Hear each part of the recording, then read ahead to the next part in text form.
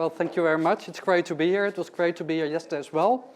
And today is a very special day, I guess. It's not only very beautiful weather, it's summer like in Holland, but it's World Earth Day. So we should think about how we are going, how we're dealing with the Earth, and think for ourselves how we can do better for the Earth. But in Holland, it's another day as well, because we call it, it's not really easy to translate into English, but we call it Spreading the Seed for the Bees Day. So what we are going to do in a lot of places in Holland, people are putting seeds into the ground so that there will be more bees, more insects in Holland, so nature will be better. So if you see people planting seeds down the roads throughout the country, then you know why. What I did, I prepared my speech, but then I was here yesterday and I thought, well, maybe try to combine all the speeches together a little bit, because it was very inspirational for me to see Hawk speeching up here. And you know, I thought at first instant you will say, well, what big difference are there? Because he's a very big black guy from the United States, and I'm a very small Jewish guy from Europe, so we're quite different. But I think if you will hear me out, and if you will hear what I'm saying, and you will try to hear what he was saying, then I think we share the same values, and we are all striving to the same world, as he said, to healthy people and a clean planet. And what we are saying is almost the same. We strive to open, green and inclusive economy. And not only green, open, inclusive economy, but also society. And society and economy should be one. And I think that one of the problems of our world today is that money has been so dominating, so that the economy and society are two separate things. But we are all the same humans as we are working, as we're doing our work, and also from at home, we are the same people with the same values. So the companies should have the same values as well. What I found also very inspiring about what Hawk was telling was that we need action. We need action. We have talked about so many things now. We need action to do.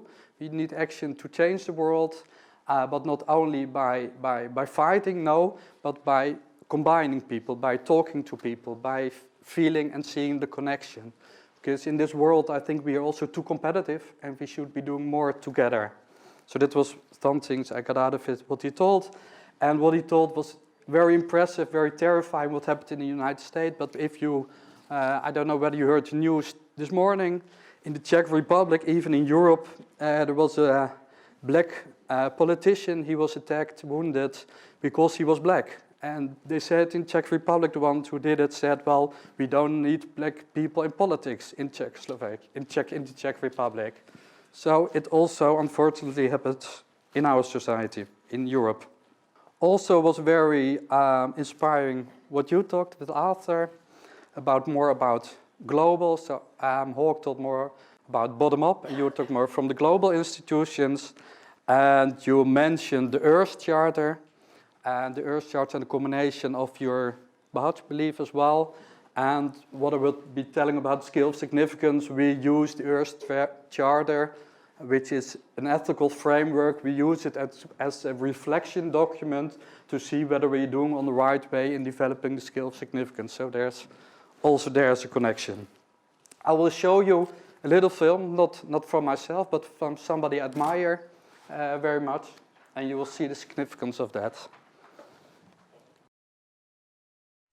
We are on a school strike for the climate. Every Friday we will sit outside the Swedish Parliament until Sweden is in line with the Paris Agreement. We urge everyone to do the same wherever you are. Sit outside your parliament or local government building until your nation is on a safe pathway to a below 2-degree warming target. If we include all of Sweden's current emissions, including aviation, shipping and imported goods, and if we take into account the aspect of equity to poorer countries, clearly stated in the Paris Agreement and the Kyoto Protocol, rich countries like Sweden need to start reducing emissions by at least 15% every year, according to Uppsala University. By doing so, we enable a chance for developing countries to heighten their standard of living by building some of the infrastructure that we have already built, such as roads, schools, hospitals, clean drinking water, electricity, etc. Sweden is often referred to as a role model, but if we include all of our emissions, we actually have among the top 10 highest ecological footprints per capita. If everyone lived as we do, we would need 4.2 planet Earth per year.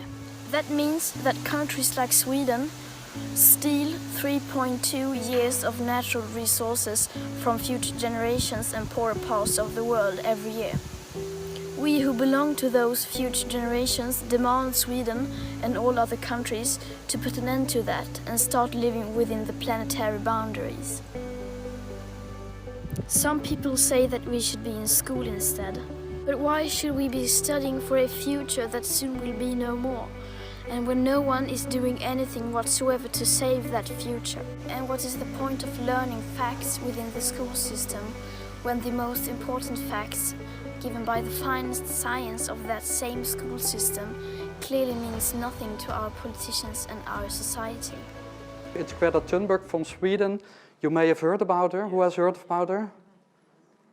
Well, cool. Because when you taught yesterday us that a few people can make the difference, if only if you have a few people who go and say something, well, she's the perfect example of this, because she started, I think a year ago, she started from Sweden, and she said, well, I'm not going to school on Fridays because what we learn is not put in practice. And why should I learn things if the climate changes as quickly as it does? So when I'm off school, when I have my diplomas, then there will be no climate anymore, so I can't go anywhere. So why do I need to school? So she started to go on Fridays with friends of her to the parliament and tell them, well, you have to change your ways that you look at climate and the world. And she started it, and now throughout the world, in almost all of the countries, there on Fridays, there are demonstrations, and she went to the European Parliament, to the European Committee. So now she's saying still the same things, that we have to try to be better for the climate. And it's really impressive, because she's only 16, and from that young age, she really is changing the world. And what I see from my youngsters, because I have 3 sons, that she's really influencing them, and they're really connecting to her. And that's great, because even in Holland, where people don't like to go on strike or have demonstration, and even on a very, you can't imagine now, because there was a demonstration on a very windy, snowy day, and more than 40,000 people in Netherlands were going onto the streets for a better future, for a better climate. My name is Erik Friedenberg. It's without the N, but for the rest it's okay. I'm 51 years old. I have 3 sons, 14, 11 and 8. And I was born in the most beautiful town in the Netherlands. If you have time, please go to it. It's Rotterdam, of course. And I will tell you something about my life, and then you understand why I'm doing what I'm doing. And then we will have a discussion, I hope, about values, about scale of significance, about all the things you have from inside you want to share with us. And I hope to hear your dreams as well. I started about 20 years ago as an entrepreneur.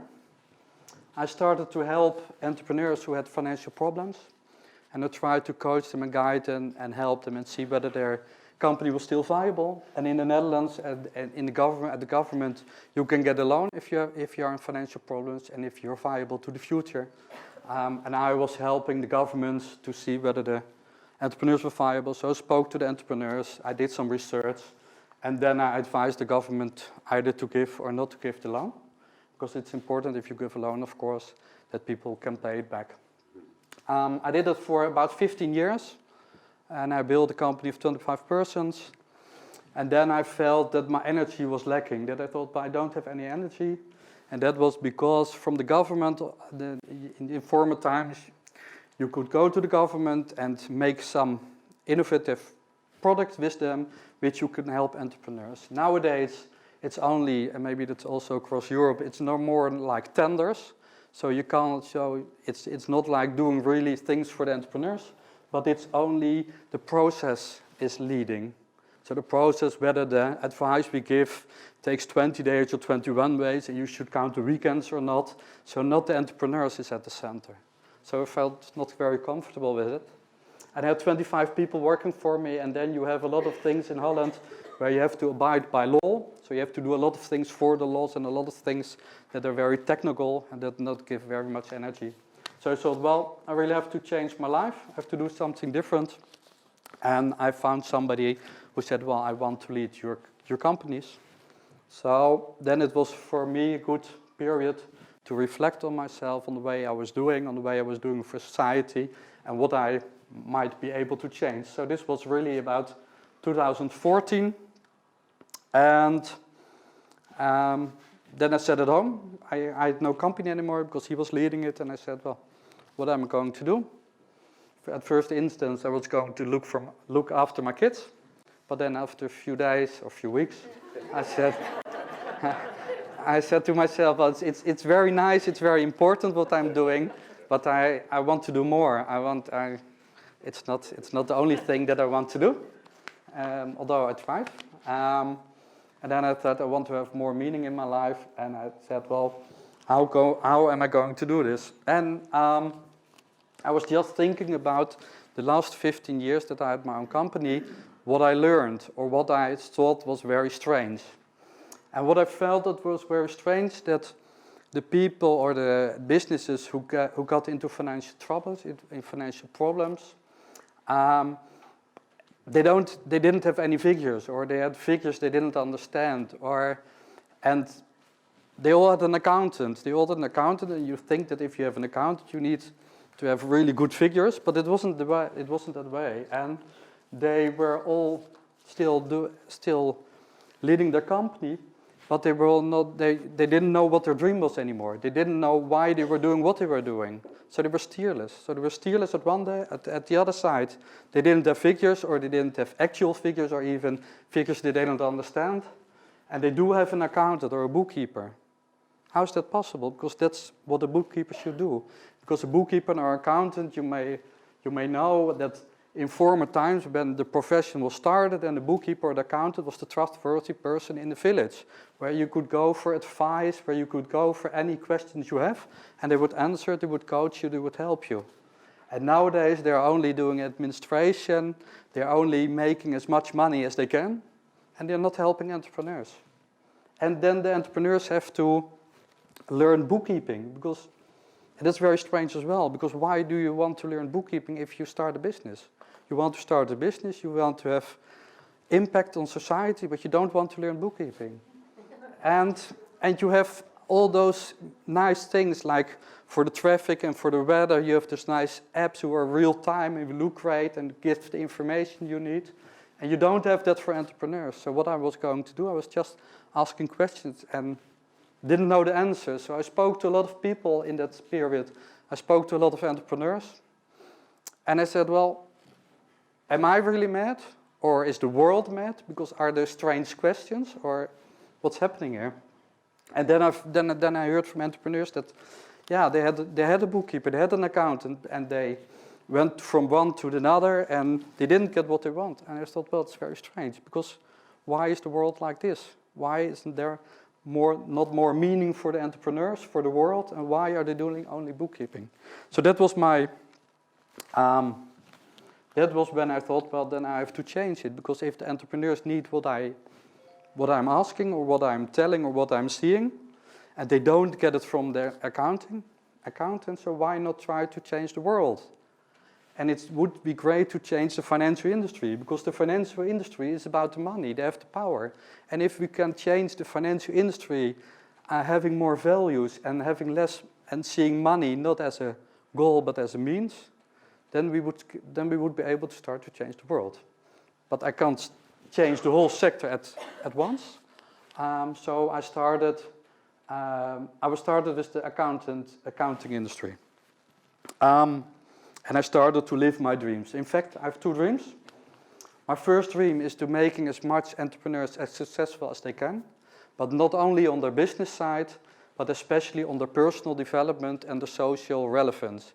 Because I think that the two success factors of a company are the personal development of the entrepreneurs and the people working for him or her, and the societal relevance. And if that's okay, so if you're doing the right things and you're doing good, then your company will be financially successful as well. Because of course you need to be financially sustainable as well, otherwise you won't exist. And this is the way that you see that a lot of companies start, and there are a lot of companies who are already there for a long time. The companies you mentioned, also the B Corps, we are one of the B Corps as well, doing business for the good. We don't, in former times you had only the NGOs and non-profit organizations and subsidized organizations, but now we see that you can change the world by doing business, as long as you don't have making as much money as a goal. Because if you have making as much money as a goal, then it goes at the expense of society, of people, of nature. And that's not the society I hope we want to live in.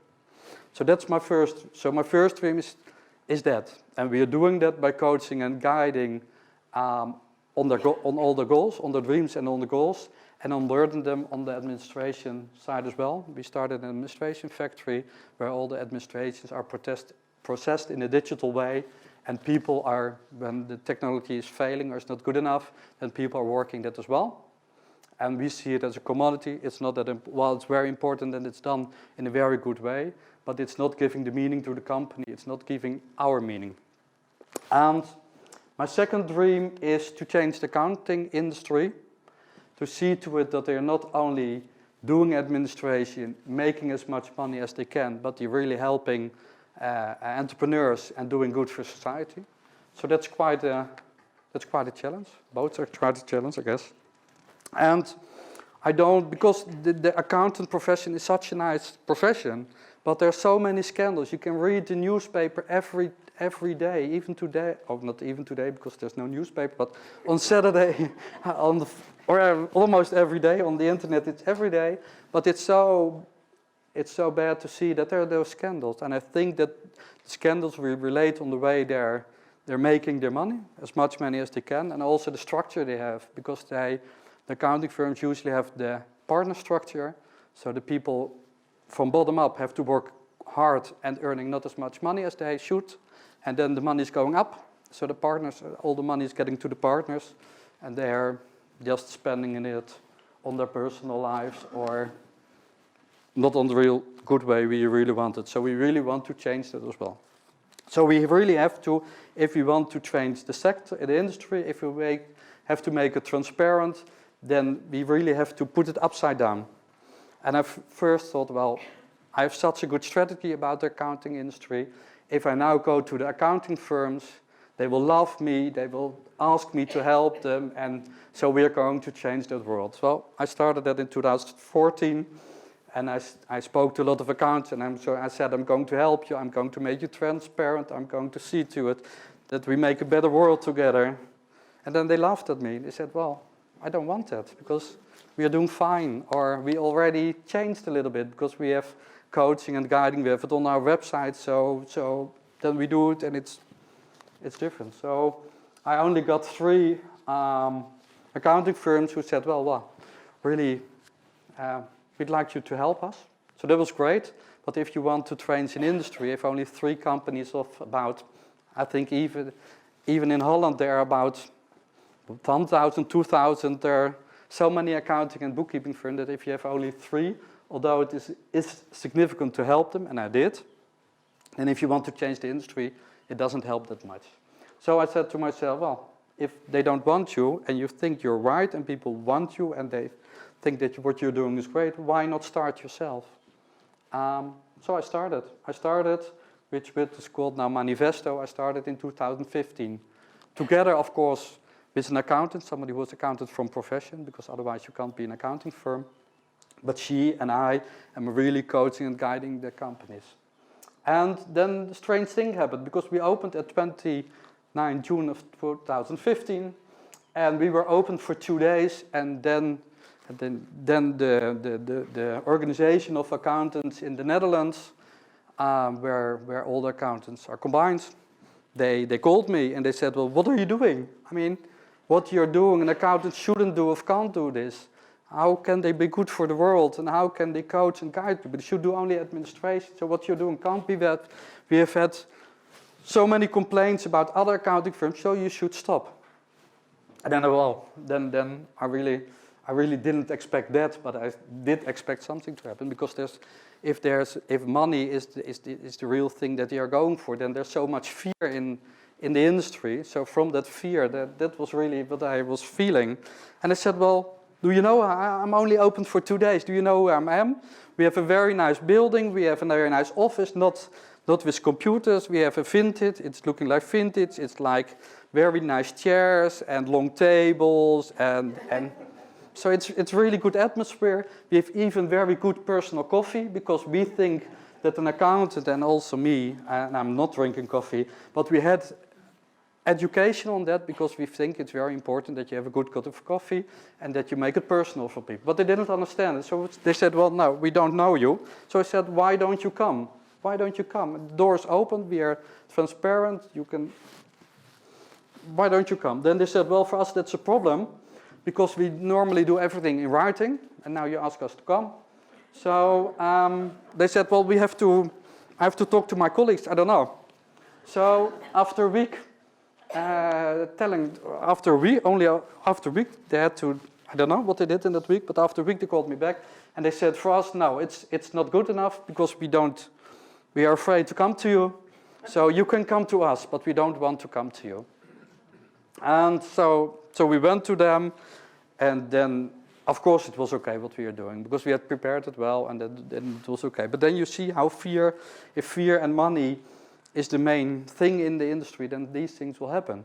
But the nice thing is, very strange thing as well, that happened last week or 2 weeks ago, then the same organization, after 4 years, because we already exist 4 years now, the same organization called us, because we didn't have contact in those 4 years, the same organization called us, and she said, we have a problem in the industry, we have a problem because we need to change, we need to innovate, and we really see that now, but we don't know how. Could you please help us? Could you please help us become more significant, becoming more better for the world, more doing the things we should do? And that is how you can see that if you start something, only if you start it on the very small scale, that it's really possible to change even this financial industry. So it was very great for us. We also talked to them, and we said, of course, you can talk to us, but we don't only want to talk, because if we want to talk to everybody, we can have all day long talks, but we really want to do something, because we need, I mean, you can see it on the climate, it's not normal, that it's nice that it's 25 degrees at this moment, but it's not normal, for us at least, it's not normal. So we need action, and we need it as well in the financial industry, or even especially in the financial industry, because if they are going to change, the whole world will change. That's our belief. So they really said, we want to help, and could you help us? So we had a good conversation, and we are now going to help that. And you can see that not only in the Netherlands, but I think there are a lot of Belgian people I spoke to here the last few days, yesterday as well. And in Belgium, they came to us already a few years ago, so they were early. Maybe they're more innovative in Belgium. And they said, the accounting firms said them from themselves, help us to change, help us to become more significant. So that's good. So we're not working only in the Netherlands, but also in Belgium and maybe some other countries in the near future. Manifesto. Why did we call it Manifesto? Because Manifesto, you know the word manifest. We have a manifest. And in that way we turn also the industry upside down, because in our manifest it states what we promise to our clients, to our members, what we promise to do for them. That's not strange, is it? Is it strange to promise what you do or what you want to do? No, it's not. Of course it shouldn't be. But in the industry they are used to saying what they're not doing. So for us it was normal. And for us it was normal as well to open a cooperative. Because what I said, there is normally a partner structure where the money goes up. And we opened a cooperative where there's no money goal. I mean, we need to make a profit, because otherwise we won't exist. But it's not a goal on itself. And our clients, the entrepreneurs of medium-sized entrepreneurs, they are a member. And that's normal for us, because if they don't like us, we should go, not them. And in normal accounting firms, if you don't like the accounting person anymore and you want it to be changed, you have to leave, although the persons who you're not satisfied with is staying. So we think that's very strange. So everything we're really trying to put upside down. And we also thought, well, if we want to do it good for the entrepreneurs and for society, we have to make the tools that will help us with that. And normally the tools that an accountant or a consultant is using is made from the administrative program that you use. So it's not really from the questions the entrepreneurs want to be answered. So we started to work on an entrepreneurial report as an authoritative for the yearly statement, where really the dreams and the values of the companies are central and only a few figures are mentioned. We started to work on a personal scoreboard in which the entrepreneurs can steer the company only on pictures, on colors, and where you can see the hard and the soft skills together, apart from each other, and also how they combine each other. Because the success of you and of your company is only by the combination of the hard and soft skill, of your personal development, the figures, the social developments, and how they come together with it.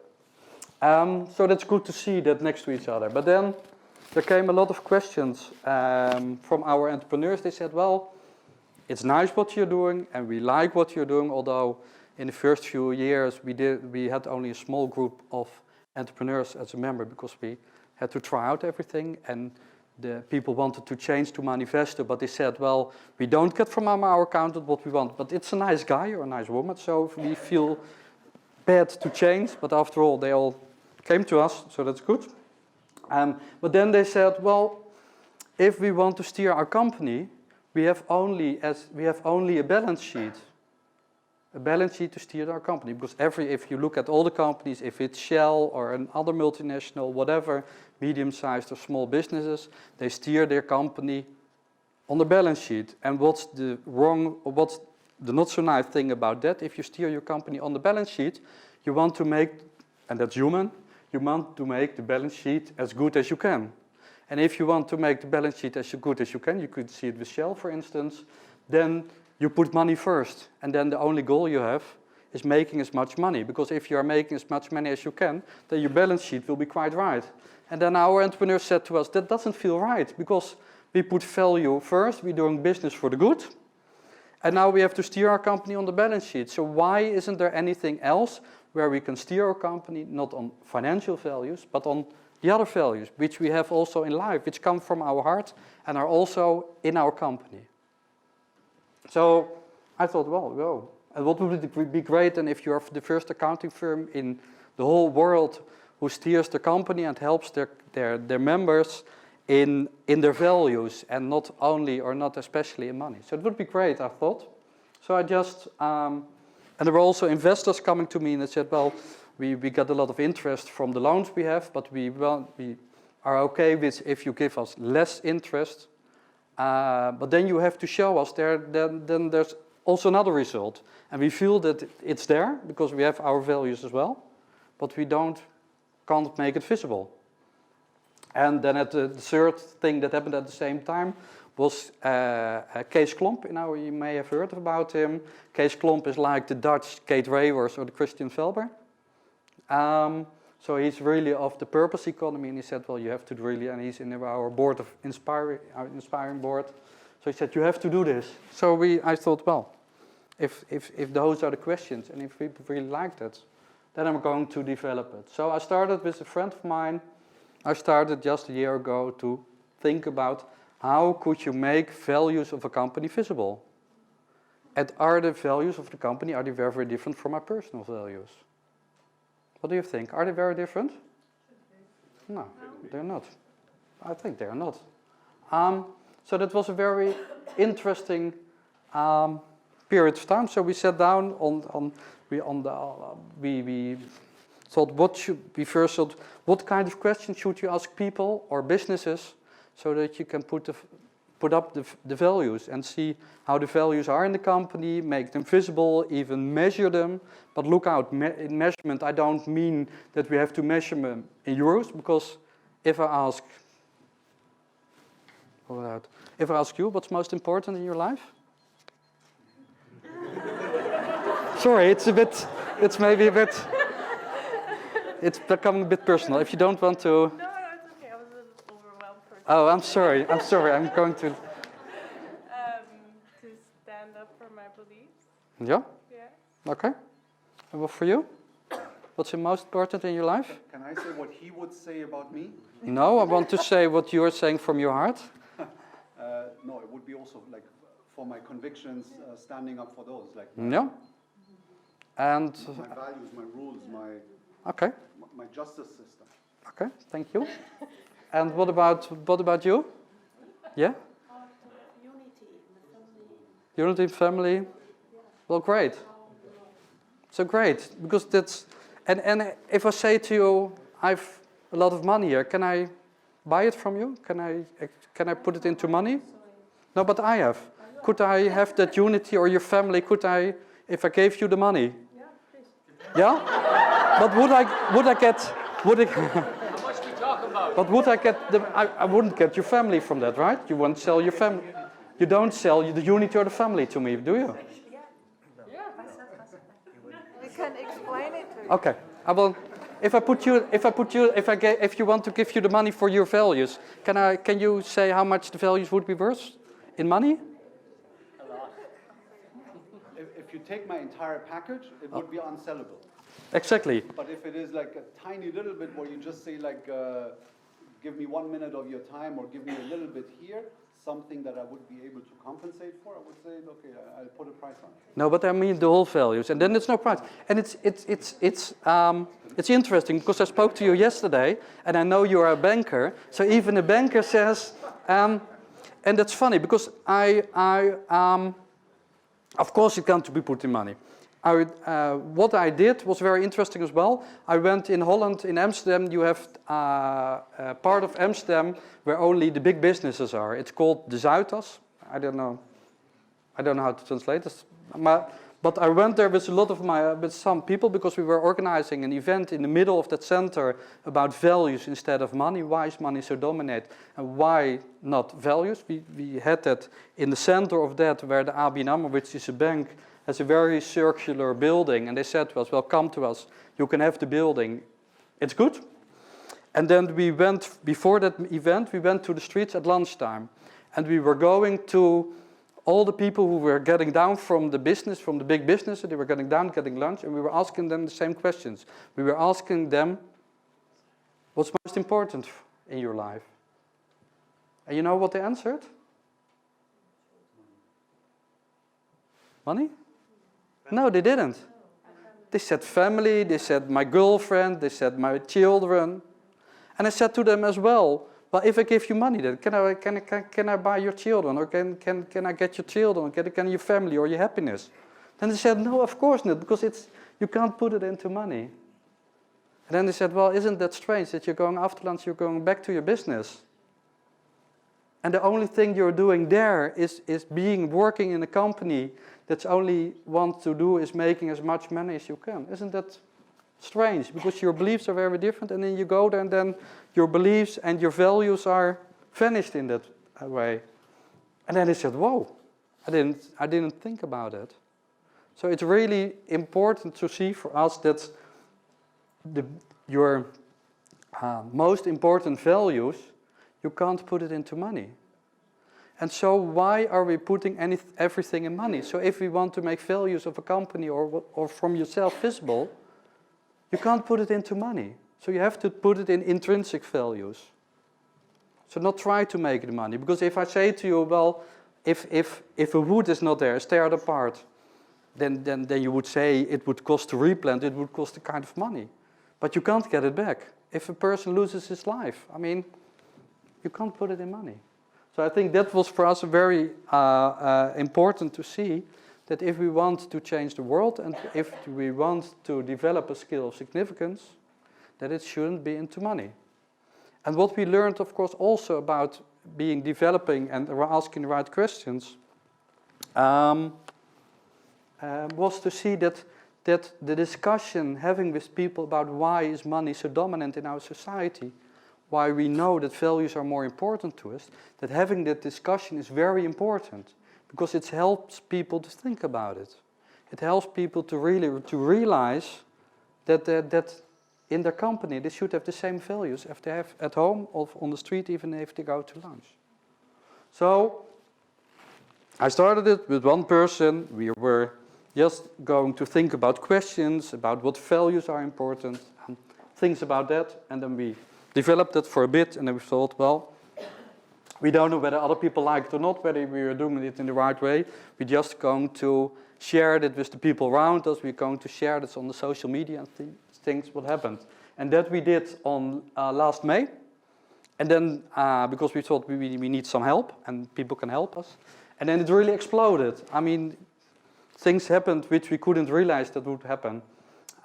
So many people talked to us, came to us, sent us an email, not only from the Netherlands, even from Australia, Costa Rica, Belgium, Italy. Some people even came to us. So we thought, wow, that's great. There's so many people throughout the world already working on this system. So we really have to ask anybody who wants to join us to help us, to work with us. So we met the people of the Earth Chart. They came to us and said, we want to help you. We asked Kate Raworth of the, you have heard about Kate Raworth? Of the donut economy. If you didn't hear about it, look up the book. It's very, very interesting. And she wants to help us as well. And also all kind of organizations who are really working on developing something that is more value-based than money-based. They're really like True Cost, True Price, and all those kinds of social enterprise. They're all working with us to develop us, because we not only want to develop something, we want to really have a new international standard of this. So the most important thing about scale of significance, where we had a meeting where more than 150 people came, and we just worked on it. We now have a great development team who's working on a tool, and that tool will help businesses, the financial industry, to change, to have discussions about their values instead of the money. And we are now working on the whole financial industry. Big insurance companies and big banks are joining us, and they can only join us on one condition, that they will implement it in their company and work with that tool so that they become more value-based instead of money-based. So that's very important. So what I could wrap it up with is that we are now we are having the discussion. If you would join that, it would be great. You can join the movement by going to our website, scaleofsignificance.org, and you could help us join the movement, have meetings in your own country, in your own places about how start the discussion that I just mentioned. And we are also working on the tool. So if you know financial institutions which can help, or you can help, because we have a very good developing team of 5 people, really developing tool. And what we're now doing is we want to compare, let's say, about 6 values, which are the most important values, and that we can that we can measure or that we can make visible, so that it will be having a good discussion at the businesses. So maybe it would be a good discussion to compare what Hawk and what you were talking yesterday, what I said today, and maybe we can come to a few values that we have intrinsic and that we feel that the companies should have intrinsic as well. So maybe you could help us with that. Thank you very much.